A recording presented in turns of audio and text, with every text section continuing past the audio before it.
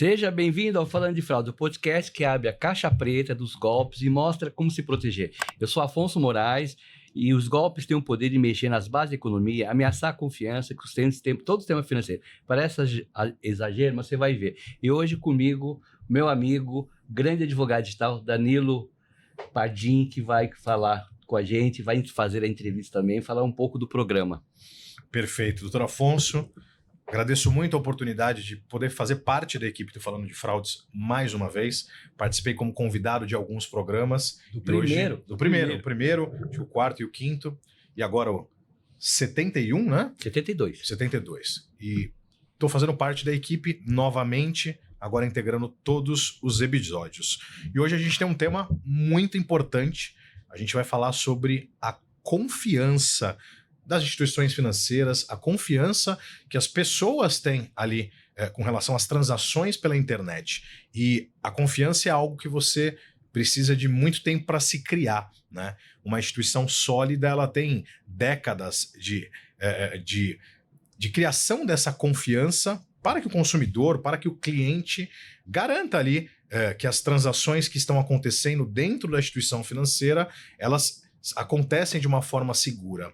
E eles precisam apenas de uma fraude para que essa confiança seja quebrada. Falando de fraudes, ele tem o objetivo de trazer assuntos que estão em referência, assuntos que são importantes para toda a população que pratica compras, que realiza transações pela internet. Então aqui, no Falando de Fraudes, você descobre quais são os principais golpes, quais golpes estão acontecendo nesse momento na internet. Você tem dicas para que não seja a próxima vítima. E, doutor Afonso, acho importante a gente colocar aqui a abertura para empresas, para pessoas físicas que tenham interesse de ajudar com o programa, trazer convidados, uma ajuda financeira para que a gente consiga disseminar ainda mais a informação sobre segurança digital, sobre os golpes, sobre as fraudes. Entre em contato com o Dr. Afonso, comigo, a gente marca uma reunião, um bate-papo para que a sua empresa ela apareça aqui no nosso programa e que você consiga levar a informação que você precisa para o seu cliente. Doutor Afonso, apresenta o nosso convidado. Antes de apresentar o convidado, eu queria também, completando o que o Danilo falou muito bem, quer dizer que o podcast ele é para ajudar o consumidor a conhecer os golpes e para ajudar a empresa a manter a imagem dela, não cair no golpe. E anexar a imagem dela ao nosso programa, que já temos 72 episódios, trazendo esse conhecimento, então já tem um nome no mercado. Então esse projeto de colaboração financeira com os patrocínios, né, ele é importante que ele dá uma continuidade maior, uma equipe maior e mais visibilidade para a sua empresa, não só no Falando de Fraude, quanto nas nossas redes sociais. Eu queria também deixar uma outra observação com relação ao patrocínio, que o patrocínio em podcast é o único patrocínio que não acaba nunca, porque você faz uma campanha na televisão, no rádio, acabou a campanha, acabou. Você faz no papel, o papel termina. O podcast ele fica lá, porque são assuntos que as pessoas consultam daqui a 2, 3 anos, e você vai estar lá enquanto existir a internet, sempre, né? Hoje nós trazemos aqui uma pessoa muito importante para o sistema financeiro em relação à prevenção à fraude, à conscientização, que é o Leandro Ludwig. Isso aí. Esse nome correto? Isso aí, Ludwig. Mas antes de eu apresentar você, eu preciso que você se apresentasse, né? Você sabe mais de você que a gente mesmo, né? Faz uma apresentação aí sucinta, porque você é uma pessoa conhecida no meio cyber. Primeiramente, obrigado. Obrigado, doutor Afonso, doutor Danilo, por estar aqui com vocês e a gente compartilhar esse tema junto, né? Então, é Ludwig, é a forma correta mesmo de pronunciar. Trabalho com cibersegurança há mais de 15 anos, eu estou aí na cibersegurança, então eu venho, na verdade, sempre voltado à fraude, né? Eu venho me dedicando a isso, estudando sempre, aprimorando sempre, né? Acompanhando sempre o mercado de cibersegurança, dou aulas também, né? Tanto na FIA, dou aula ali também. Passar o conhecimento, acho que é o mais importante, aí a gente traz a questão do podcast, onde se eterniza esse conhecimento. Você dá aula de quê? Importante. Eu dou aula de forense digital. Forense digital. E cibersegurança também. São duas matérias, né? A parte de forense digital, ela é sempre bem voltada para essa Nós parte temos mais... um podcast de forense digital. Ah, do Impact, do Danilo Pelejo. Bacana. A forense digital é a investigação, né? Então, a maioria das coisas começa pelo ponto de investigação, né? Então, eu venho me dedicando bastante a essa matéria, que é cibersegurança, só que sempre voltado para antifraude e muito mais para o cliente, né? Eu me coloco sempre na posição do cliente e eu sempre penso como que a gente pode fazer diferente numa visão de cliente. Então, o que eu gostaria para mim, é aquela frase, né? O que você faz para você, o que você vai fazer para o outro. Então, é isso. O que eu gostaria para mim, né, no sistema financeiro, e para que eu conclua isso para os demais, né? Então, o que seria bom para mim, vai ser bom para... Hoje você trabalha numa fintech? Hoje eu trabalho num Banco Bradesco. Ah, no banco. Isso. Tá. E na Ionce? Tem a ONCE, né, que eu também faço parte ali do time, né? Eu tô como... O que é Ionce? A ONCE é uma ONG feminina, né, que ajuda, na verdade, as mulheres. Eu faço parte do time do He4She, onde a gente, como homens, né, que tá ali geralmente num papel de liderança, né, num papel de CISO, a gente olha para dentro dessa questão mais feminina de trazer mulheres, até porque a parte importante é que as mulheres têm um tato melhor que o nosso para descobrir coisas, principalmente na forense, né? Sexto sentido, né? Tem um sexto sentido grande. Eu tinha uma pessoa, né, uma menina de forense no meu time, que era sensacional. Ela achava coisas que... Falava, caramba, como que você viu isso, né? Se eu tô olhando isso há muito tempo. Então é legal esse papel da ONCE, essa ONG que vem trazendo mulheres, preparando mulheres, e nós, né, como homens especialistas, também apoiando ali, como He4She, para trazer elas para o mercado. Detalhe, a ONCE é só contido de mulher. Ele é um convidado. Ele é um convidado, né? É um time... E a gente aqui é quase, falando de fraude, é quase um patrocinador da Ionce, que já trouxe várias mulheres. Além da Andréia, já trouxe várias pessoas daqui para valorizar, porque eu tenho uma estatística que as mulheres são 38% só na cibersegurança. Então, muitas mulheres, né, não sabem ainda que elas podem também desenvolver esse papel do homem, né? Ele acabou de falar um detalhe importante, né? Além de tudo, ela tem essa especificação aí de fazer um trabalho excepcional, né, Danilo? O sexto sentido que nós, infelizmente, não temos. E segura um pouco a gente, né, nós homens, ali na nossa ansiedade, né? Sem dúvida, sem dúvida. Bom, entregar o nosso presente pro Leandro, doutor. É uma lembrança para eternizar, é um presente falando de fraude, da G2 Brindes, que é uma colaboradora nossa, né? Chique. Vou deixar aqui. Agora tem uma canequinha do Falando de Fraude. Muito obrigado, obrigado pela lembrança. Tomar o café vai sempre lembrar do nosso podcast. Com certeza. Vai. Então, Leandro, você está sempre hoje na linha de frente com relação ao combate à fraude, com relação ao combate ao golpe na internet, né? Na sua área de atuação na instituição financeira. A gente não vai falar o nome dela aqui porque ela não quis patrocinar a gente ainda, mas acho que pode ser um link aqui, né? Para a gente fazer um patrocínio. Se ela for uma instituição financeira que cuida da cibersegurança, a gente pode até divulgar. Não, com certeza. Ele trabalha no Bradesco, então a gente pode falar aqui a brincadeira. Então, o Bradesco, na linha de frente Bradesco, do Bradesco. Itaú, né, são bancos que cuidam muito. Eu gosto muito, não tenho conta no Itaú, nunca tive conta no Itaú, mas eu prezo muito essa percepção que ele tem de vir na mídia comercial, né? Não só na internet, né? E trazer todo aqueles insights agora, tá trazendo na novela, tudo, um horário nobre, né? Contratou a Fernandinha lá, né? Então, realmente, é um banco que preza por isso, né? E também ele divulga para os clientes, para ter uma estabilidade, né? Tá vendo que o banco está cuidando, que ele está cuidando tem alguns sistemas, né? Principalmente no Pix, né? Algum sistema do Pix que está ajudando a detectar possíveis fraudes do Pix, né? Sim. Mas conta um caso real para nós que aconteceu.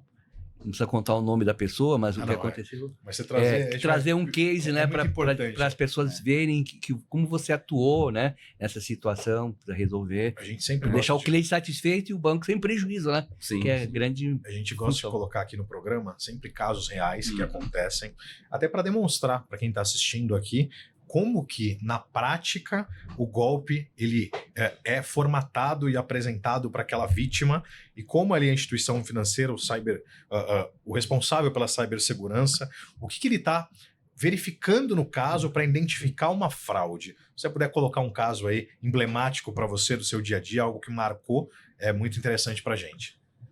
Bom, são alguns casos, né, que vem marcando, tá à vontade, tá? Alguns casos que marcam ali o nosso dia a dia quando a gente fala de combate à fraude, né? Então, a nossa resiliência ali, né, a gente está o tempo todo lidando com problemas, né? Problemas que afetam outras pessoas, né? Por isso que a empatia ela é muito importante para o profissional de combate à fraude, né? Porque você está afetando o sonho de outras pessoas. Eu sempre gosto de colocar isso, né?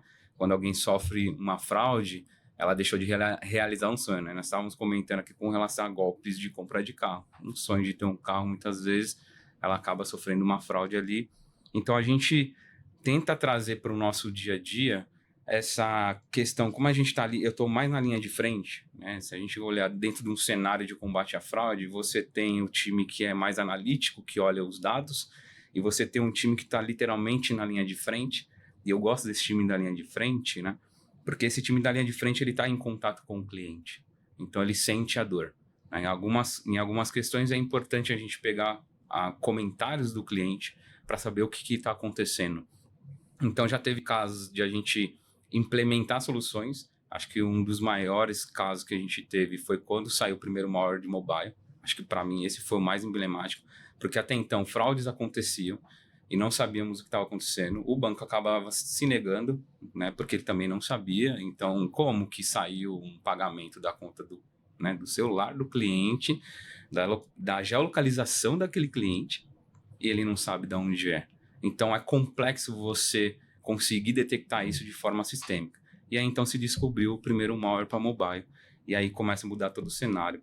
Nós participamos, tivemos agendas em Febraban para entender, né? Tivemos ali analistas de forense para fazer engenharia reversa desse artefato malicioso e começamos a tomar as nossas ações, né? Dali saiu muitas ações, né, sistemicamente, que eu participei efetivamente, onde conseguimos contornar e ter uma visão mais clara de quem que estava fazendo aquele golpe. Tanto é que ele começou rápido, teve uma expansão muito rápida, mas para mim, diante de todos os ataques que nós tivemos com relação à fraude bancária, ele foi o que acabou mais rápido, esse app em específico. Aí depois saiu outras versões melhoradas, mas esse acabou mais rápido. Teve banco que foi mais duro, né, porque ele usava acessibilidade, então não podia acessar sem acesso a isso. Isso foi algo que a gente contou bastante, né, impedir, porque tem clientes que ele precisa da acessibilidade, né, por problemas físicos, e a gente contou bastante nas nossas discussões ali em sala, como que nós íamos fazer, e dali eu tiro um grande aprendizado sobre como trabalhar com a tecnologia e como que a gente pode melhorar, inclusive, essa detecção e melhorar a vida da jornada do cliente, né? Veio dali. Então, esse foi o mais emblemático. E dali também começa uma nova história de fraudes e, enfim, né? Acho que a gente teve uma evolução nesse mercado, entre aspas. Sim. Leandro, eu vou te fazer uma pergunta aqui conceitual, tá? Como você trabalha com cibersegurança, eu queria a sua resposta do que é confiança. O que é confiança para você, atuando hoje num dos maiores bancos do território nacional? Quando você ouve a palavra confiança, o que isso te remete? Bom, confiança, ela é engraçado, né? Quando você fala assim, eu confio em algo. Né? Eu gosto de usar um exemplo quando a gente fala de ter confiança, é a cancela do shopping, da entrada do shopping. Por incrível que pareça, depois que você passa ela, quando você estaciona o seu carro lá, a sua sensação de segurança, ela existe. Então, aquela cancela simples, ela te trouxe confiança de que você pode estacionar seu carro lá e que nada vai acontecer. Só que existem detalhes. Um ambiente fechado, com ar-condicionado, com pessoas de guarda passando. Só que existe um detalhe, principalmente quando a gente... né, o que abriu a cancela, geralmente, foi o seu sem parar, que está lá dentro e você deixou lá. Né? Então, nada impede de alguém pegar e sair com o mesmo... né? Com o mesmo mecanismo que ele entrou, ele sair. Só que você sente uma sensação de confiança. Então, para mim, confiança é isso, né? Quando a gente consegue colocar, principalmente no meio digital, quando você consegue colocar uma tranquilidade sobre a navegação que você está fazendo, né? E eu acho que aí também é onde a gente entra com o meio termo, né? Entre segurança e usabilidade. E os bancos passam... de uma maneira geral, não só o seu, os bancos passam essa mensagem de confiabilidade, que se a pessoa pode navegar, entendeu? Sim, Sim, hoje a gente está... Acho que o mercado brasileiro, né, o mercado de segurança brasileiro, ele é o mais avançado. Até porque a gente tem as primeiras fraudes que acontecem, mas existem ataques externos, mas eles se concretizam aqui no Brasil, né? Depois eu vou trazer um ponto importante aqui de conscientização, que é um ataque super novo que está acontecendo. Então, já conta para as pessoas ficarem interessadas, ficarem com a gente. Eu ia fazer aquele suspense. Eu tenho uma pergunta aqui. Antes dele contar o caso, só queria colocar um ponto e ver com o Leandro se ele concorda comigo.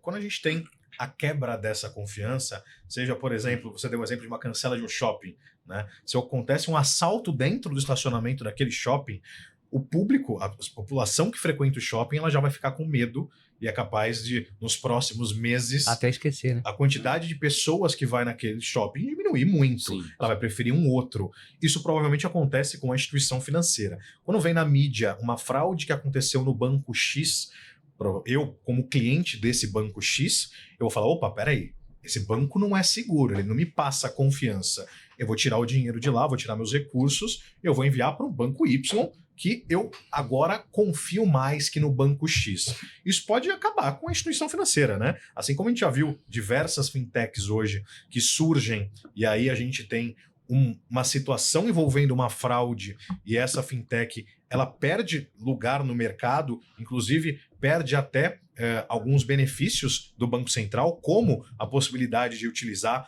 o mecanismo do Pix, porque algumas perderam aí essa possibilidade, essa licença, né? Então, perder a confiança pode significar o fim dessa empresa, desse banco. Como aconteceu com essa fintech, Sim. Foi o veículo da fraude do Banco Central, né?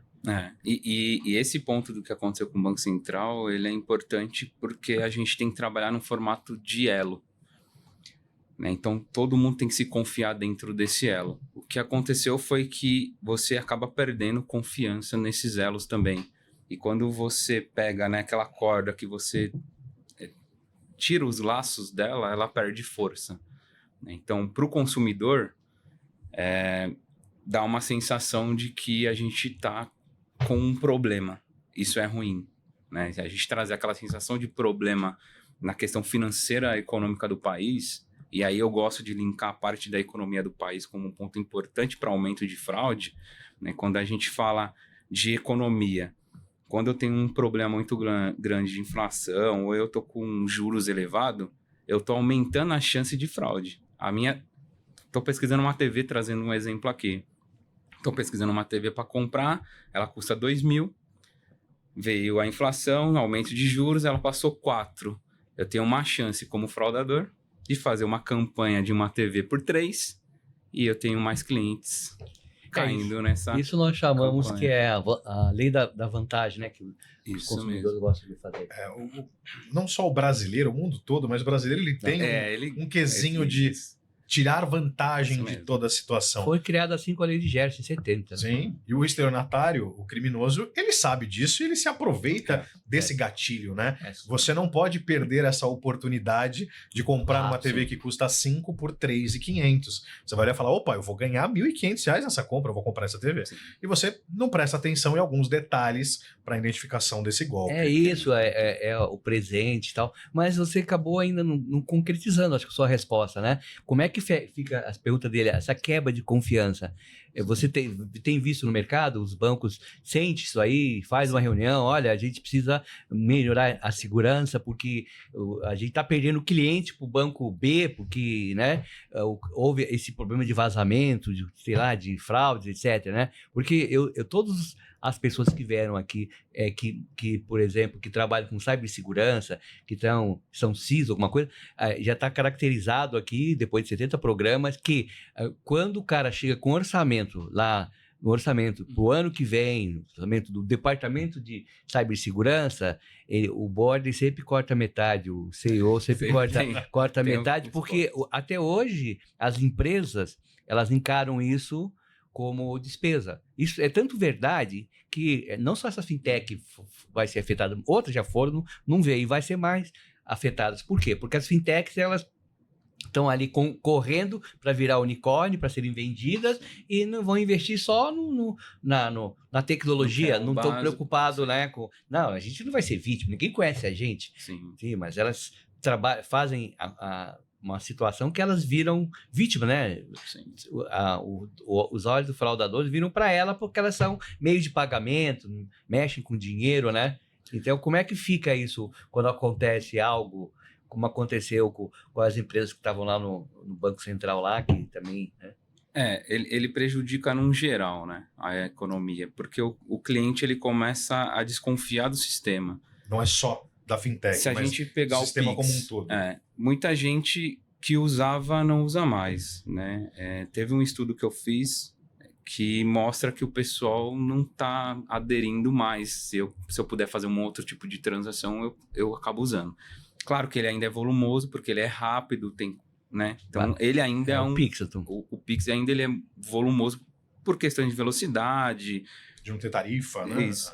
Só que não é mais, né? As pessoas têm receio de fazer o Pix. Somente grandes transações, é isso. As pequenas, pipoqueiras, vão continuar fazendo. Então, assim, eu acredito que mais para frente, transações de alto valor, se a gente continuar, né, nesse ponto, né, saiu até recente, né, uma falha de vulnerabilidade, se não me engano foi no Uber, e tinha o nome Pix, né? Então, assim, o Pix era um meio, não era... E a gente tem, eu vou até fazer um parênteses aqui, eu tenho um escritório, o Dr. Afonso também, e a maioria dos clientes que foram vítimas de um golpe, eles chegam no escritório falando, eu fui vítima do golpe do Pix. E aí a gente começa a falar para eles que o Pix é um meio que o golpe foi praticado, mas ele não é o golpe em si. Né? E a gente tem essa pequena confusão. E isso com certeza diminui a confiança no mecanismo de transferência. Né? E não é a culpa do mecanismo. O problema foi na falha de jornada que tinha na aplicação. Não foi um problema do sistema Pix. Só que essa pessoa provavelmente ela vai preferir fazer uma TED ou fazer uma transferência bancária do que fazer um Pix. Porque ela perdeu a confiança. O transferência acabou, agora só TED e Pix. Agora não tem mais... Eu tenho absoluta certeza, Danilo, acho que também, né, que o problema que nós estamos falando aqui, um outro problema que eu ia perguntar, aquela pergunta que eu falei que ia fazer, o problema é humano, da educação digital, que falta educação digital para 50 a mais e também para o meio ali, uma boa parte, porque não tem essa educação digital. Então, a gente todas as pessoas que eu trouxe aqui, umas chegaram a considerar 100% que qualquer coisa que ocorra é o erro humano. Porque 70% é mesmo falha da neurolinguística, de alguma coisa que conduz a pessoa a cair no golpe. E a segunda, os 30% seria de quem trabalha, a falha de quem trabalha. Algumas pessoas, claro, não todas, elas falham naquela prevenção lá, né, a equipe falhou, deixou alguma coisa aberta. Mas, assim, 70% é o cara lá que compartilha a senha com o departamento inteiro, o cara que coloca uma senha muito fácil de quebrar, sabe? Até a segurança física que deixa, não confere uma empresa que vem fazer manutenção num banco, numa empresa, e deixa fazer um implante, né? De alguma coisa dentro lá dentro, entendeu? Na manutenção, entendeu? Então... Eu concordo plenamente que sempre é uma falha humana e a gente tem um problema com a educação digital. Mas eu faço um parênteses aqui com relação a isso, porque a gente já identificou isso e a gente precisa atuar com o nosso mercado. As pessoas realmente não têm educação digital. E nesse panorama, eu acredito que o Banco Central, como o detentor ali, do criador do Pix, ele precisaria criar um mecanismo para que, já que ele lida com pessoas que não têm tanto conhecimento e utiliza o sistema, algum mecanismo para dar mais segurança. Porque ele não vai conseguir fazer com que toda a população estude e tenha educação digital para não ser vítima de golpe. Mas ele pode criar um mecanismo, por exemplo, transações acima de R$5.000 via Pix, ela demora até 3 horas para ser efetivada. Então, por exemplo, você vai fazer uma compra de R$5.000, de R$10.000. No começo era assim. Você fez a transação, tem 3 horas para que você identifique se aquilo foi uma fraude ou não, e aí você faz a reclamação do MED e o valor vai estar lá, parado na conta para ser devolvido. Sim. Isso já ia acabar com... Já ia ajudar. 80% das fraudes. Muito, porque Então, mas a pessoa descobre na hora que ela foi vítima do golpe. Mas e aí, se tem um bloqueio, ele fala, opa, peraí, vou informar o banco, vou apertar aqui, ó, fraude. Opa, não precisa devolver o dinheiro na hora. Se não for de imediato, o cara desmotiva, porque vão pegar ele. Pois é. Então, eu acredito que isso já faria com que... Em 2 horas ele já recebeu mais de 100 Pix. E ele É muito rápido a triangulação. O que acontece é o seguinte, agora pensando melhor no assunto, veio um insight aqui. Isso foi uma propaganda política. Por quê? Eu estava lembrando de um caso, que eu vendi meu carro e um TED demorou 2 horas.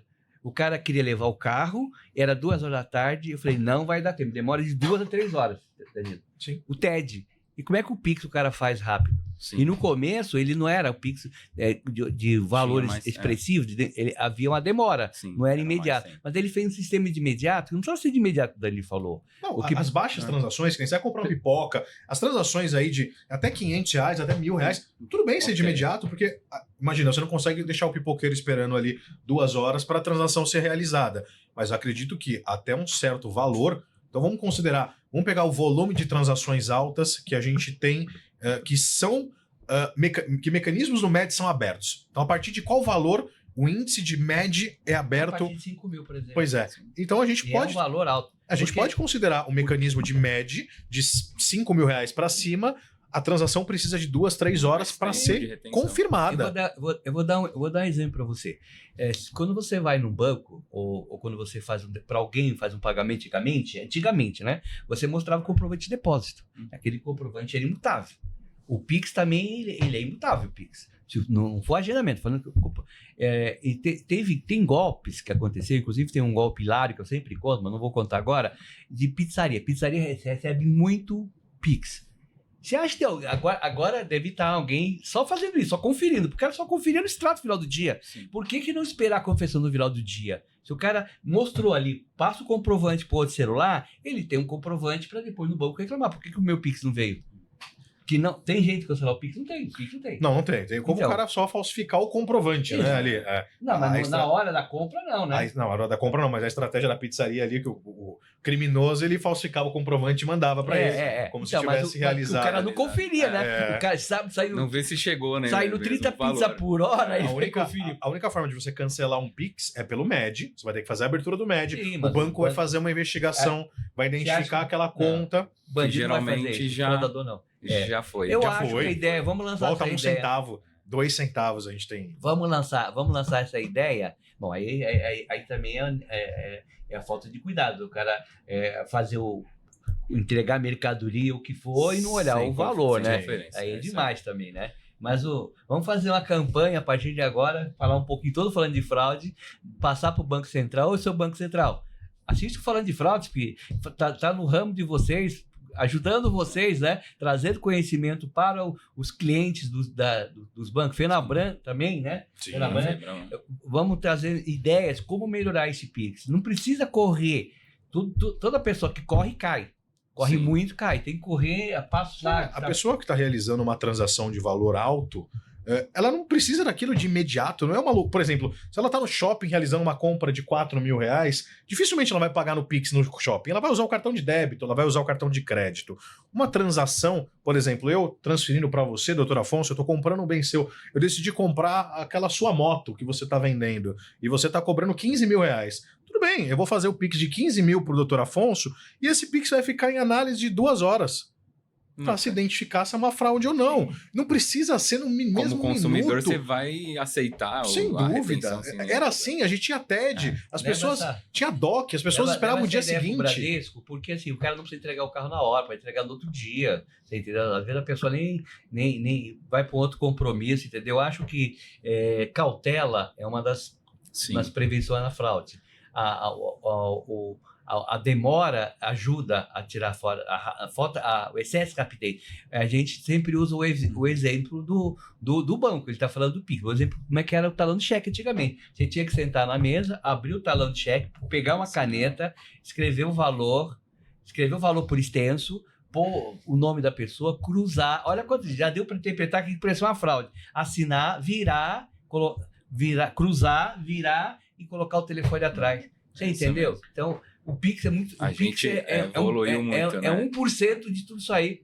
Eu falo que essa questão de a gente acelerar o dia a dia, que também é um ponto que é um problema. Aí trazendo para a questão da conscientização em si, né? Então, quando eu falo de conscientização sobre o uso do sistema financeiro, esse é um ponto de desacelerar. Já peguei casos de fraude onde quando você entrevista a pessoa, ela estava passeando com um cachorro, então algo distraiu, então ela não prestou atenção na ligação que ela estava fazendo, né? Então, a gente tinha, né, para assinar, para fazer o cheque, você prestava atenção no que você estava fazendo, escrevendo. Hoje não, você pega o celular, eu vou transferir. O cara faz no banheiro. Você tá trabalhando, tá trabalhando, eu já faço ali, já tô fazendo. Uma vez eu fiz um programa eu fui entrevistado num programa que o cara é um dos maiores, tem livro escrito sobre recuperação de crédito. O cara tem um podcast e faz isso a vida inteira, né? Tem livro sobre como recuperar o crédito, cobrança, etc. Né? Ele contou que ele foi vítima porque ele estava fazendo outra coisa lá e fez um Pix. No geral, alguém tá fazendo... Você tá fazendo uma atividade que não é voltado ao financeiro. Atender uma ligação, tá olhando uma mensagem no WhatsApp... Né? E quer agilizar aquela famosa pressa para tirar da frente. E um ponto que aí eu acho que é importante que o Dr. Danilo comentou é com relação ao Banco Central fazer algo também, ajudar. Né? Isso é importante, porque hoje, né, aí o Dr. Afonso comentou no começo, né, o Itaú faz a campanha, o Bradesco faz a campanha, então assim, se você olhar no cenário, a gente está individualmente, cada um trabalhando para que a gente conscientize os clientes que utilizam, né, o sistema financeiro. Mas existe uma pessoa que é responsável por esse sistema financeiro. Né? Então, eu estou conscientizando uma pessoa para utilizar um sistema financeiro onde as regras vêm de um terceiro. Então, tem regras que eu não posso colocar, né, como banco, porque eu tenho que obedecer regras ali do Banco Central, que às vezes prejudica a questão da velocidade, por exemplo. Né? Isso é um ponto que já foi muito discutido, e baixar essa velocidade, baixar limite, é sempre muito discutido isso. Quanto que é o limite que eu posso deixar? Ele já tem que nascer com um limite X, já é estipulado. O banco pode fazer a campanha para fixar a marca que está tomando cuidado, né? Mas o Banco Central ele tem que tomar providência, fazer a campanha junto com a FENABRAN e com os bancos para criar mecanismo, né? Ver chamar os bancos e ver qual que é as dores, qual que é as fraudes que estão acontecendo, por que está acontecendo, como é que está os cadastros aí, como é que esse dinheiro está sendo evaporado, né? Por exemplo, o que a gente pega muito são contas criadas, fintechs, em bancos digitais. O cara abre a conta hoje, quinta-feira. Na sexta, ele recebeu 150 mil em transferências, não tem compliance, 10 PIX de 15 mil, de contas diferentes, todo o dinheiro caiu. Na hora que o dinheiro cai, em questão de um minuto, o dinheiro já saiu daquela conta e foi para 5 outras contas. Como que o Banco Central, detentor aí do Pix, não consegue identificar que existe uma fraude? Porque toda a transação, ela está saindo do banco, ela está passando pelo Banco Central para ir para outra conta. Me corrija se eu estiver errado. O Banco Central ele consegue ter o monitoramento dessa transação? Ele tem as chaves apenas. Tá. Né? Então, o Banco Central ele tem lá o cadastro onde você sabe quem que é o responsável. Ele tem ali quem que é a organização responsável por aquela chave. Né? Só que a parte transacional, isso é do banco. Aí fica por conta dos bancos. A gente tem a informação ali de 15 transações sendo realizadas de valores similares. É possível criar um mecanismo para, por exemplo, a conta foi aberta hoje. É muito estranho aquela conta no dia seguinte receber 10 transações de 15 mil reais e realizar 150 transações de R$1.000. Sim. Isso é nítido que é uma fraude. E a gente pega muitos casos semelhantes, né? Aqui no Brasil, pelo menos, isso é muito comum para identificação de uma fraude. Isso é outro problema que a gente já bateu várias vezes aqui, colocaram a culpa nos bancos digitais, mas os bancos físicos estão fazendo também, que é o cadastramento errado, né? Antigamente, para você abrir uma conta, primeiro que você tinha que ir no banco, né? Segundo, você tinha que mostrar algum documento lá, com uma conta de luz da sua residência. Hoje é tudo enviado digitalmente, Você não é aquela pessoa que está lá no documento, não tem uma residência, um domicílio, né? Então, é tudo muito digital. E é a mesma coisa, né? Já foi falado várias vezes, antigamente era feito assim, talvez, não sei se era norma do Banco Central ou de cada banco. Ainda é, né? Ainda existe uma resolução dizendo que para abertura de conta, o gerente precisa saber quem é aquele cliente, principalmente quando é pessoa jurídica. Mas que gerente? Agora vai com a máquina lá. Diz lá que a resolução diz que o gerente precisa conhecer o cliente, ter feito uma visita em loco na empresa, conhecer quem são os principais clientes. Está na resolução. Não é utilizado, mas está lá na resolução do Banco Central. Mas era outra coisa que eu ia falar. Me parece que antigamente tinha limite de folha de talão de cheque. Lembra? Era poucas folhas. Para você não fazer. Agora não tem esse limite das folhas de talão de cheque. O cara faz digitalmente quantas operações quer no dia. Então, aí, Banco Central, vamos regulamentar isso. Banco Central, conta nova é igual motorista, ele não deve pegar Castelo Branco. Conta nova tem que ter um limite de transações. Vamos fazer isso aí, fazer essa norma que vai inibir os laranja, tá? Porque não é só o primeiro laranja, a segunda ou terceira que vai, dessa passagem de dinheiro, que some dinheiro, ele vai sendo diluído, e são todos gente que abriu conta recentemente. Então, estipula aí para 6 meses. Era isso, a cada 6 meses antigamente você podia ter 5 folhas, depois 10 folhas, você não dava um talonário, não dava, mesmo para a empresa, não dava 5 talões de cheque, antigamente as empresas pegavam 5 talões de cheque, né? Não dava 5 talões de cheque, né? Agora não, agora tá a porteira aberta, para você fazer o cadastro de uma maneira digital, sem comprovação, como o Danilo falou, do gerente, né? E também sem o limite de transações para contas novas que não são certificadas. Eu vou compartilhar um caso com você, Leandro, também, até para você entender o que a gente tem visto aqui fora do mercado, do setor financeiro de cibersegurança, mas como eles estão aplicando golpes e a forma que eles estão abrindo contas nesses bancos. Eu atendi um cliente que foi vítima de um golpe de leilão, falso leilão na internet, e ele foi obrigado a enviar todos os documentos dele para esse suposto leilão. Então ele enviou o documento, comprovante de residência, para fazer o cadastro, ele precisou enviar lá, comprovante de residência, RG, a CNH, enviou todos esses documentos. Caiu no golpe, perdeu todo o dinheiro que ele tentou ali comprar um veículo. Perfeito. Uns 6 meses depois, ele me procurou novamente, a gente já estava com uma ação em andamento, falando, doutor, eu estou com um problema. Estou sendo processado pelo Banco X, porque o banco foi vítima de um golpe, aí alguém foi vítima de um golpe, e o banco entrou com uma ação contra mim para que eu pague o prejuízo. Eu falei, mas como que aconteceu? Abriram uma conta em meu nome no banco, receberam valores de um golpe nesse banco, e o banco está entrando com uma ação de regresso para que eu pague o banco porque ele não quer ficar no prejuízo. O que aconteceu? Esse pessoal que aplicou o golpe dele do falso leilão, pegou esses documentos, abriu a conta em um banco digital, em nome dele, utilizou a conta dele como laranja para receber valores, transferiu para outras contas, e ele foi vítima de um golpe e está sendo acusado de ser o golpista no segundo por conta daqueles documentos. A gente conseguiu, obviamente, apresentar uma defesa, a ação foi julgada improcedente contra o meu cliente, mas ele não teve nenhuma reparação de dano. Então, quer dizer, ele pagou advogado para tentar recuperar o valor do golpe e pagou advogado para apresentar uma defesa nesse caso, sendo que ele não abriu conta naquele banco. Sempre o cidadão honesto que ele tem um prejuízo. Acaba sofrendo mais o cidadão, né?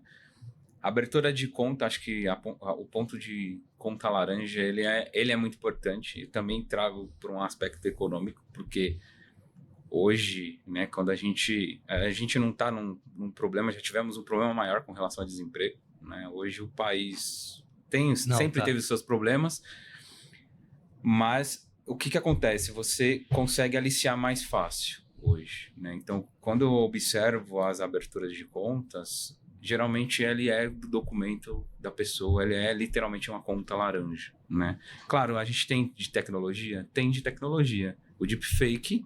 E aí é uma questão que você ter a imagem da pessoa dos próximos anos, que eu acho que é a tendência de mudança com a chegada da IA, é uma tendência de mudança com relação ao combate à fraude, porque hoje você valida ali que a pessoa era o rosto dela. Hoje a gente está vendo que você pega uma foto estática, você joga num programa, ele transforma parece que realmente aquela pessoa estava se mexendo.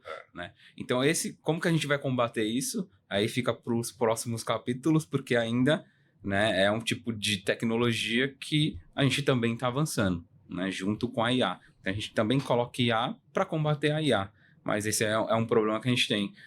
Mas a abertura de conta laranja, no geral, quando acaba pegando assim, eu observando, né, particularmente, ela é feita com uma pessoa. Realmente, ela vai receber algo, ela vai abrir aquela conta, né? Claro que não tem de tecnologia, tem. De tecnologia é mais complicado para a gente combater, né? Só que aí a gente também tem essa parte de pessoas... O cara contrata por R$50 um laranja. Isso, então dúvida. Ele vai lá, a pessoa ela tá economicamente, pai de família, acabou de ser mandado embora, tá passando na rua, você aborda... Não. Tem gente que vive Bolsa Família, abre conta laranja. Nós temos que ver a realidade. Eu coloquei um cenário de trabalhador, mas... Ver a realidade. O desemprego está baixo, está com 7%. Tá? Era 11% no governo anterior, está com 7%. Está muito bom. Tá bom o emprego formal. Agora, o emprego informal cada vez está crescendo mais, porque ou o cara tem empresa informal honesta ou empresa informal desonesto, né? Sim. Mas a gente não tem visto só alguns segmentos aí que tem visto um segmento de grande pobreza, né? Mas eu tenho uma dúvida com relação ao que você falou. Você falou que a IA vai ser, no futuro, combater. O problema é um outro. Nós temos um crime organizado. O crime é muito organizado, ele já está usando a IA para melhorar a aplicação de golpes. Ele, por exemplo, ele pegou aí o VO3, que é um aplicativo do Google, né? Custa $20, em que ele consegue fazer as melhores frames possíveis. Sim. Porque o deepfake são frames, né? Então, assim, como você como você usar uma imagem gravada com alta definição, entendeu? Então, o VO3 está muito difícil hoje de identificar. Antigamente, a gente vinha aqui...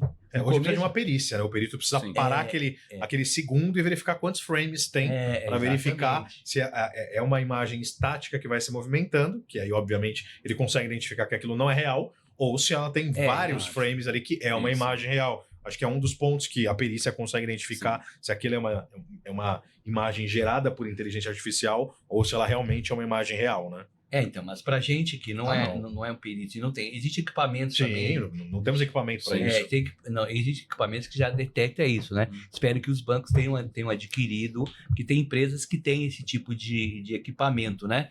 Mas, assim, para nós, antigamente, a gente dava conselho aqui, os especialistas davam conselho, a gente transmitia aqui, que eram as mãos que não ficavam direito, ele não conseguia colocar anel, olhar a boca, olhar os olhos. Hoje não. Hoje já eu estou dizendo que o VO3 é perfeito. O VO3 é uma arma perfeita e muito barata e muito fácil de usar. Então, ele é tão perfeito que só um outro IA que vai conseguir identificar isso. Sim. Então, mas eu acho que, por hora, eles não estão nem se preocupando muito com isso. Está tão fácil aplicar os golpes, porque consegue só na lábia, conduzir as pessoas a clicar no link errado. Sim. E tem as contas laranja, e tem essa passagem rápida, né? Então...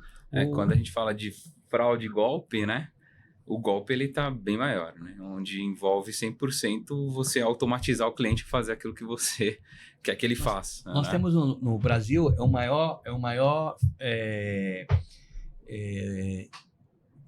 tem a maior índice de golpes financeiros, somente com cartão, né? Sim. Você mesmo já falou isso em um programa, maior índice de golpes financeiros. Por exemplo, os golpes dos Estados Unidos, eles são diferentes, né? Golpes são de ganância de um novo emprego e aplicações financeiras. Na Inglaterra também é muito de cartão.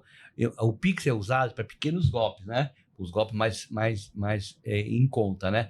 Mas, assim, o Banco Central, volta a dizer, ele tem que tomar essas providências e os bancos também. Primeiro, o básico, tem que fazer o básico. Qual que é o básico? Voltar um pouco atrás, dar um passo atrás e ter um controle maior no cadastramento. E o segundo passo é isso da demora que o Danilo falou, de dar um lapso de tempo para poder... garantir que essa operação, porque o fraudador não vai ficar esperando. Se tiver o dinheiro não cair na hora, ele vai para outro golpe e vai ser detectado que é uma e outra coisa, fazer esse bloqueio aí de emissão de transações imediatas, quando uma conta nova tem 6 meses, depois 1 ano, né? Não, eu acho que eles já poderiam. Olha só, em meia hora aqui de programa, a gente já tem algumas ideias que. Não, E eles fácil de fazer, né? Não é nada difícil Por exemplo, criar um projeto. Por que hoje, na abertura de uma conta, os mecanismos, os aplicativos hoje utilizam a geolocalização? Sim. Então, você precisa ativar lá a geolocalização para você abrir a conta. Por que ele não obriga você estar no local do seu comprovante de residência para você poder abrir a conta? Porque, por exemplo, eu junto o comprovante de residência de Sorocaba e eu tô... Sorocaba é perto, o cara ajuda lá no Nordeste. Eu tô em Sorocaba, eu tô juntando o comprovante de Sorocaba, mas eu tô lá em Guaianazes abrindo a conta e o banco vai abrir a conta como se eu estivesse em Sorocaba. Por exemplo, vai ser exigido que ele esteja no endereço onde está o comprovante, para você poder abrir a conta. Geolocalização, então você está nesse endereço? Legal. Então agora você só pode abrir a conta quando você estiver no seu endereço do comprovante que você juntou no aplicativo. Isso já vai inibir que contas sejam abertas em locais distintos. Por exemplo, o cara está lá no Nordeste abrindo uma conta dizendo que ele está aqui em São Paulo. Já são 4 coisas, então. 4 dicas que estão passando para o Banco Central e para os bancos, que é muito fácil de plantar. São normas só. São normas. Mas você está me devendo um caso forte que você ia falar, a gente acabou interrompendo você. Sim, inclusive traz até essa questão com relação à tecnologia em si, né? Onde eu consigo fingir que estou no local, né? Esse é um dos problemas que nós temos hoje, quando a gente fala de fake, né? Aí, qual que é um ponto que... Mas por que tecnologicamente a gente não consegue pegar? Porque nem sempre 100% a Google ou mesmo a Apple, ela deixa eu coletar todos os dados que eu precisaria. Eu acho que, claro, os bancos têm lá, né, as suas frentes junto com essas empresas para levar as dores e pedir permissões para a gente coletar dados que ajuda a gente a combater isso, né? Mas é restrito à privacidade. Perfeito. Aí você entra num ponto de privacidade. Eu não posso coletar a geolocalização se ele não autorizar essa coleta de geolocalização. Tudo bem, mas aí você pode não permitir que ele abra a conta. Posso não permitir, né? Perfeito. Aí entra uma questão mais de negócio do que de tecnologia. Ele tem que dizer onde ele está, né? Sim. Quem se esconde é bandido. Hoje a abertura de conta 100% ela pede a geolocalização. Nada impede daquele device do cliente estar infectado. Sim. E na verdade a geolocalização ela não está me indicando, não está mostrando para o meu motor a indicação correta daquele cliente. Nada impede disso acontecer, até porque ele está entrando a primeira vez, eu não conheço, né? Então, esse é um ponto que é crucial quando a gente fala de tecnologia, né? O primeiro acesso, eu não sei quem que é, não sei se é comum dele aquele perfil, se não é comum dele aquele perfil. Tem ferramentas para a gente poder analisar perfil. Eu acho que hoje a fraude ela vem mais no sentido de perfil do cliente, né? Perfil de acesso, perfil de device, perfil transacional também, que aí você consegue pegar se está fugindo, se está tendo anomalias nesse ponto e tentar identificar. Quando se aproxima muito do perfil, você tem uma zona cinzenta, onde ela se torna mais complexa. Sim. Você deriva para uma mesa, né, onde vai ter uma ligação, aí você entra num outro ponto, que eu ia até trazer aqui, né? Antes de entrar no caso que eu vou trazer, o ano passado, né, a Febraban trouxe um relato de um TRI com ligações de falso central. Né? Então, assim... Um TRI. Foi um TRI em fraude com ligações de falso central. Então, um golpe. Né? Um TRI simplesmente porque o cliente acreditou na ligação. Eu sou do banco X. É o golpe da falsa central. Sou o seu gerente. E aí, você precisa transferir. Essa estatística é de 1 ano, 12 meses? Foi o ano de 2024. Eles trouxeram no painel... Dividir isso por 360, quanto dá por dia? 1 trilhão. É um absurdo. Foi dinheiro, assim, quando eles apresentaram 1 trilhão lá em dinheiro, né? na feira... 1 trilhão de reais, $1 trilhão de reais. O valor somando as fraudes. Divide isso por... É muita coisa. É muito dinheiro. Por dia, né? Pra gente conseguir chegar no muito valor. Dinheiro. Então, assim, isso sem a gente contar os outros fatores, que é a abertura de conta, que é transferências indevidas. Esse é o golpe da falsa central de atendimento. Foi só da falsa central. É a soma total de reportes, né, que os bancos reportaram ali, que fizeram uma soma total de quanto que nós perdemos aí só com ligação de falsa central. Então, assim, é bem complexo, é bem grande, né? E aí, então a gente tem, se a gente for trazer aqui num desenho de combate à fraude, né? A gente tem velocidade tecnológica, a gente tem os desafios da inteligência artificial que está muito próximo do ser humano, né? A gente tem artefatos maliciosos que olham, antes do ataque, ele olha para o perfil de comportamento. Aquele cliente social, ele costuma olhar tênis, costuma ver esse tipo de produto. Aquele malware ele vai atacar em cima daquele cookies que ele coletou ali com relação ao perfil daquele cliente. Então, só que ele tem inteligência artificial. Ele já usa o ChatGPT para montar textos personalizados. Antigamente tinha erros, agora é perfeito. Não, sem dúvida. Agora o ataque está muito mais direcionado. Ele está muito mais personalizado para aquele cliente, né? Ele já tem a copy do golpe ali que o cara recebe, é perfeita. Já vai aonde a ganância dele, aonde ele quer. Ele tem os escritórios, porque não é uma pessoa, são escritórios organizados, eles têm os departamentos lá, seccionados, departamento de boleto, departamento com de metas, central, inclusive, né? Com metas. Eu já recebi, não, é verdade, eu recebi porque eu tinha um call center, né?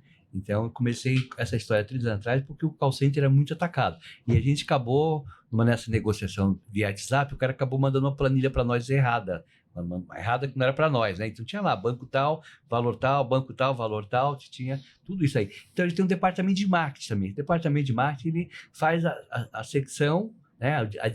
a divisão por faixa. Ele sabe se o cara é um empréstimo consignado, que é de terceira idade, se é um tênis, é uma pessoa ali de média idade ou jovem, ou também depende de tênis muito jovem. E também sabe que é criança. Sabe que é criança porque a gente gravou um episódio que chama Adolescência Conectada. Trouxe 6 adolescentes, né, de 12 a 14 anos.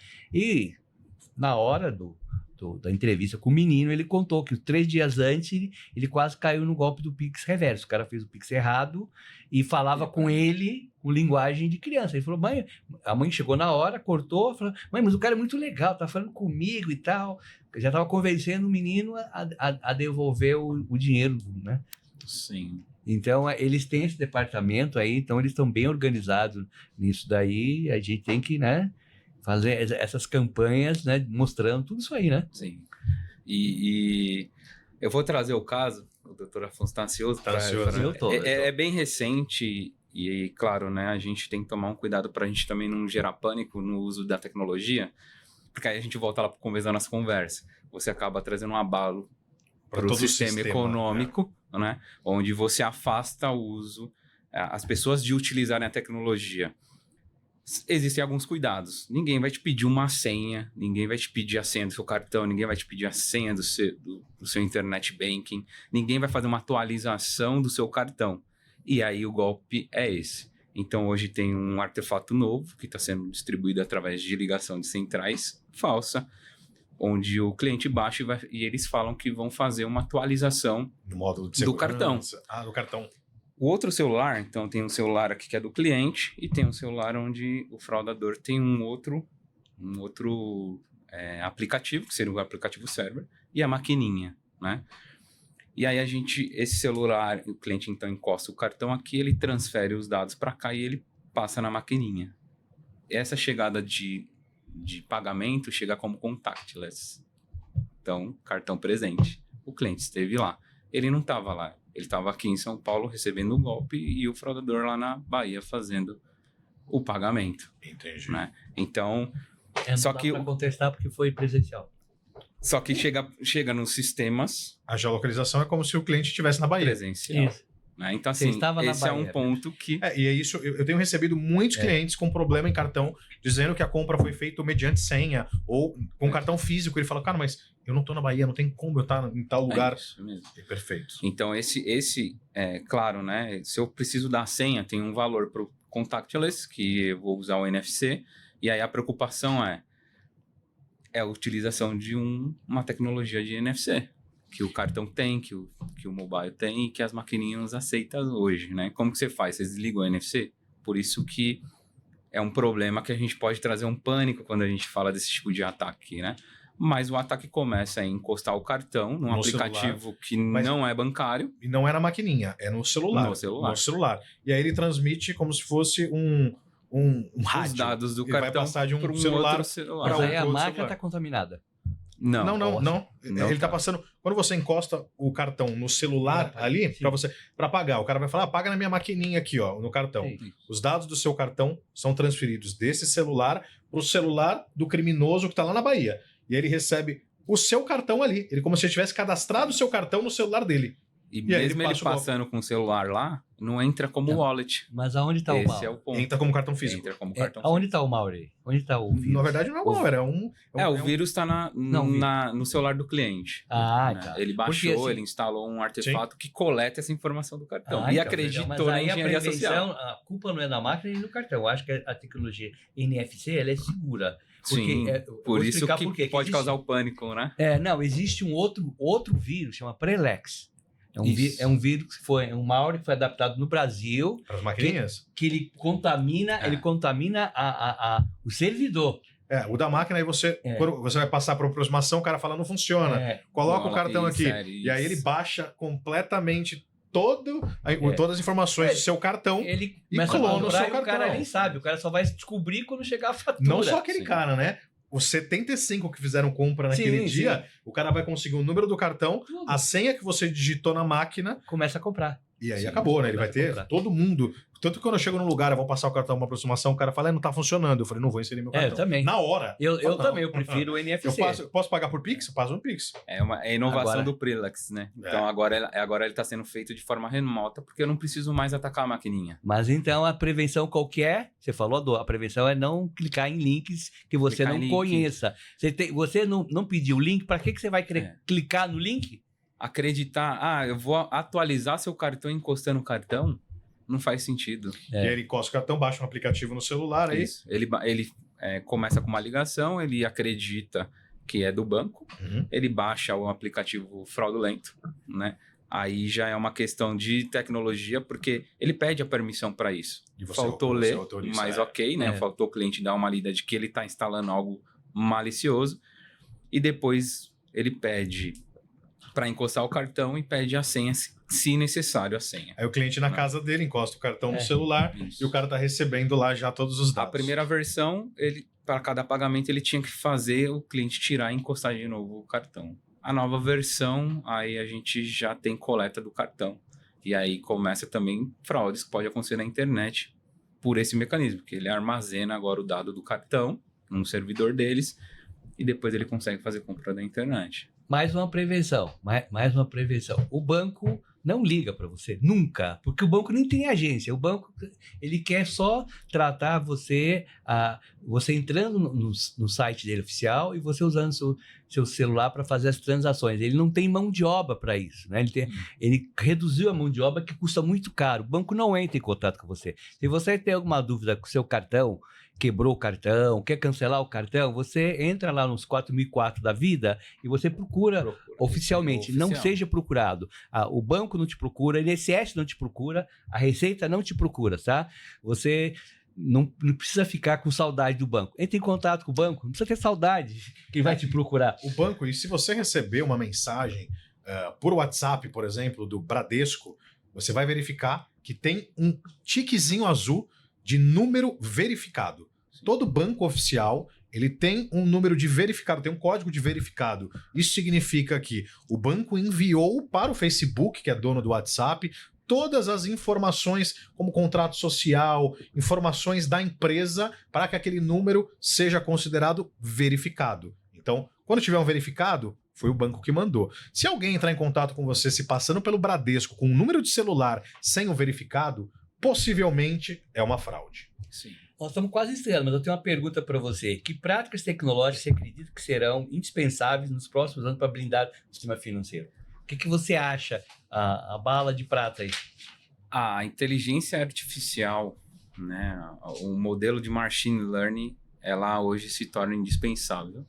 Né? A gente já temos isso para mapeamento de perfil, mas ainda ela não está no volume. Acredito eu, trazendo a minha percepção aqui, ainda ela não aprendeu com o sistema financeiro, né? Até porque é muito novo você falar sobre comportamento antes do transacional. né? A gente é muito forte o comportamento no transacional. É costumeiro pagar aquele boleto, é costumeiro fazer aquele valor de transferência. Olhava-se para o device que está fazendo aquilo, mas de uma forma separada, vamos colocar desse ponto, né? Hoje já está mais próximo isso, e agora a gente vem com uma terceira camada que é o comportamento no uso da tecnologia. Vai ensinar a máquina o comportamento. O comportamento. Então, é comportamental a geolocalização, né? É comportamental a forma de fazer o transacional, até porque essas tecnologias ela traz, né? Não que você não vai fazer uma transação deitado, né? Mas é no mínimo suspeito uma transação onde o celular ele está olhando para cima no momento transacional, né? Então elas apoiam isso. Geralmente você está inclinado e ele traz esse grau de inclinação. Então são tecnologias que elas vão ser aprimoradas com a inteligência artificial, né? Então o machine learning ele passa por uma segunda fase agora, e aí você começa a ter uma inteligência artificial. E acho que um ponto importante, né, é o uso do dado. Então quando a gente fala de tecnologias como inteligência artificial, é a gente separar aquele conjunto de dados que é importante, né? Nem sempre o volume ele vai te trazer tanta informação importante sobre o cliente quanto alguns dados específicos. É comum, se eu colocar minha situação de transferência, é comum eu transferir ou da minha casa ou do trabalho. Não é comum eu transferir da casa da minha mãe. Então é um ponto de alerta. E eu consigo saber qual rede que eu estou fazendo isso, né? Então essa massa de dados ela é mais importante do que todo o volume de dados que eu tenho coletado, né? Então, a inteligência artificial, e eu acho que falta ainda no mercado a gente utilizar o blockchain para eu avisar rapidamente todo mundo, né? Eu não passar, vamos colocar a situação do MED aqui. Eu acho que um blockchain, se o MED fosse construído em cima de um blockchain, acho que ia ser mais ágil essa distribuição. Mas aí essa é uma dica que você deu que tem um custo, né? Aquelas outras são de graça, né? Não, sem dúvida. Mas assim... Mas essas blockchain seria muito boa. Interessante para a gente. Interessantíssimo, porque a gente estaria na mesma rede. Todos, o Banco Central, os sistemas de segurança, uma fraude ela é disparada pela rede inteira. Eu fiz um MED, já vai para todo mundo. Se ele saiu daqui e veio para cá, esse nó já tem o dado. Não deixa se ele passar para uma outra... A gente já sabe todo o caminho, eu não preciso entrar em contato com o banco para saber o caminho que esse dinheiro fez dentro do MED. É uma ideia fantástica. Eu acho que falta ainda, né? Talvez a gente construa essa rede de blockchain onde os bancos estão juntos ali. Claro, tem um mecanismo para se construir isso. Uma hora vai construir, porque não vai ter mais volta, né? As fraudes vão aumentar tanto que vai fazer. E você falou muitos detalhes da machine learning que tem a ver com a biometria 5.0, né? Que é justamente isso, né? Isso também vai ajudar bastante nas deepfakes, né? Sim. Porque a 5.0, segundo até agora, né, ela é inviolável, né? Porque ela vai o controle de teclado, vai mais características do rosto, várias situações que ela tem, né? Voz, está incluído o módulo de voz, né? Eu acredito que as mesas de abertura de conta, talvez elas deixam de existir com o tempo, porque vai ser, a olho humano, vai ser muito difícil você saber se aquele documento é falso ou não. Você vai precisar de uma inteligência artificial para passar sobre esse documento e olhar os metadados para saber. Você comentou muito bem, doutor, que é os frames. Quantos frames eu tenho? É comum aqueles frames, né? Então, eu acredito que essa mesa de abertura de conta ela mude no futuro também. Perfeito. Vai ter que se aperfeiçoar com a tecnologia, porque realmente do outro lado tem uma tecnologia criminosa, que precisa de algo para identificar. Então, essas pessoas não vão perder o emprego, elas vão se qualificar para fazer outro tipo de função, mas deixar com... Até porque para o sistema financeiro, para banco, é tudo rápido, né? Essa é a melhor maneira de ter uma segurança digital e também ter rapidez na aprovação do cadastro, né? Sim. Mas eu acho que já tem bancos que estão usando a biometria 5.0. Parece que o Visa usa, né? O cartão está usando já. Eu não sei se você tem uma experiência, já viu em algum lugar. Eu sei que tem uma empresa americana que já está vendendo produto no Brasil. É só de conhecer mesmo, ainda não tive contato com a tecnologia em si, né? Mas são estudos. Né? A gente tem, assim como no direito, né, a sociedade muda para depois a legislação se atualizar e prever a situação que está acontecendo hoje na sociedade. Eu acredito muito que nas fraudes e a segurança ela acontece da mesma forma, né? A gente tem as fraudes acontecendo para criar um mecanismo de segurança e prevenir aquela fraude. Só que eles são sempre um passo na frente, né? Sempre existe algo novo que é criado ali pelos criminosos, pelos crackers, enfim, para que a cibersegurança feche aquela porta, enquanto ela está fechando aquela, eles estão buscando uma outra. Então a gente sempre vai ter uma briga aí de gato e rato nesse confronto aí entre o atacante e a pessoa que está defendendo ali o cliente, o consumidor. Eu espero que a inteligência artificial ela venha para aumentar o tempo de resposta ali, né? Para a gente ter uma resposta muito mais rápida com relação à criação dos mecanismos de segurança, em detrimento ali ao atacante, que normalmente ele é muito rápido. Sim. É que eles têm um mecanismo de inteligência na mão também, né? Eles têm redes, chats, né, maliciosos na mão deles.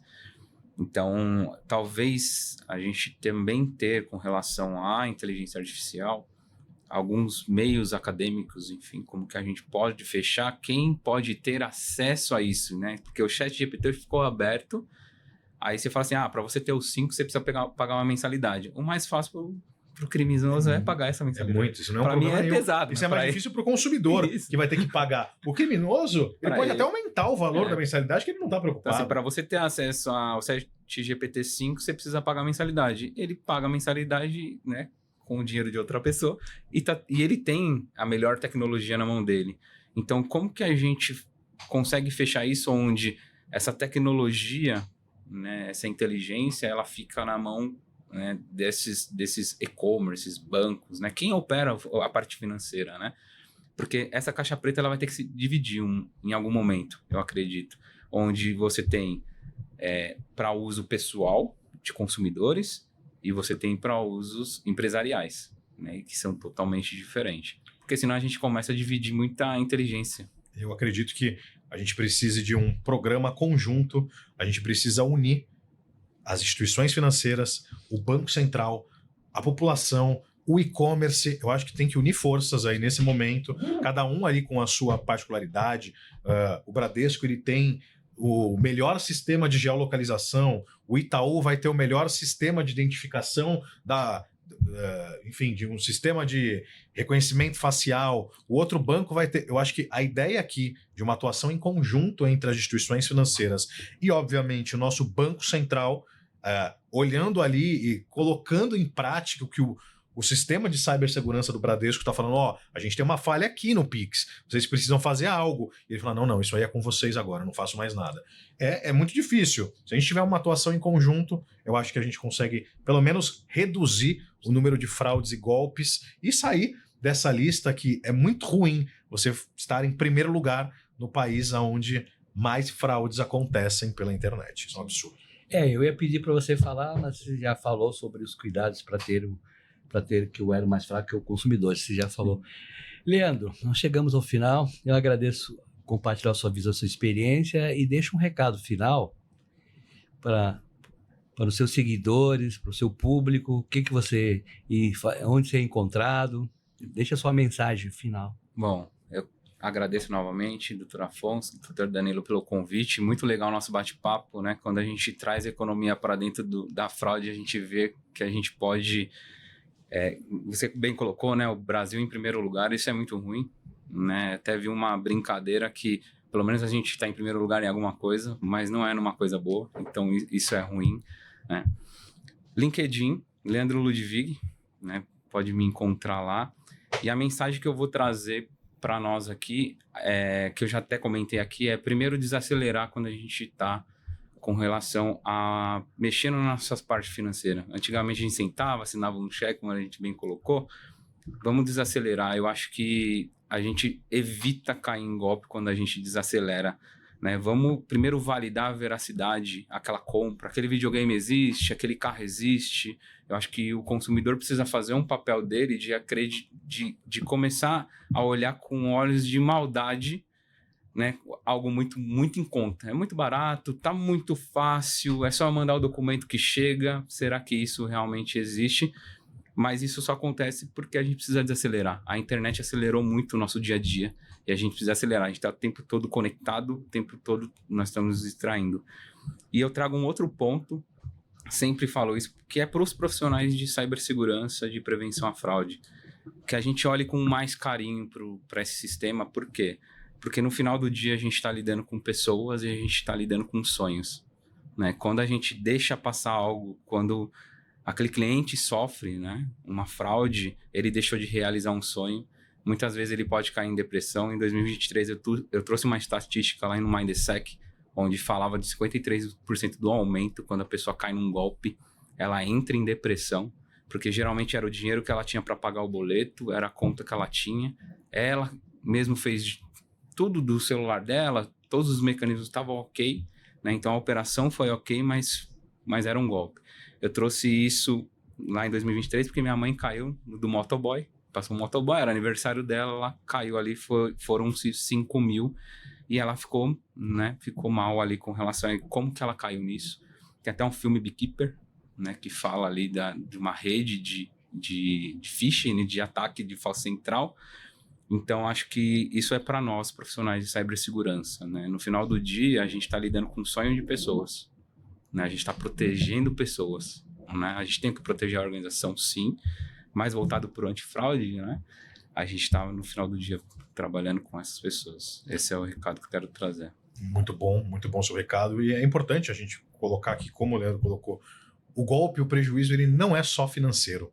Como você bem colocou, a gente tem um aumento muito grande em casos de depressão, de pessoas que foram vítimas desse golpe. Além dela perder a confiança no sistema financeiro, na ferramenta, no banco, ela tem um dano psicológico, emocional ali, que às vezes é muito difícil de ser revertido. Então, adorei a sua dica, desacelerar sempre, prestar atenção quando for realizar uma transação e ver todos os pontos ali do que é necessário, se aquilo é real ou não. Leandro, muito obrigado pela participação. Eu que agradeço. E aí, meu povo, ficou bem claro que a confiança não se compra, ela se constrói. Você, pelas dicas de hoje, né? E no mundo digital, um golpe mal intencionado pode destruir a reputação de anos em poucos minutos.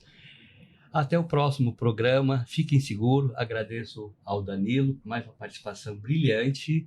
E você, Leandro. Até o próximo.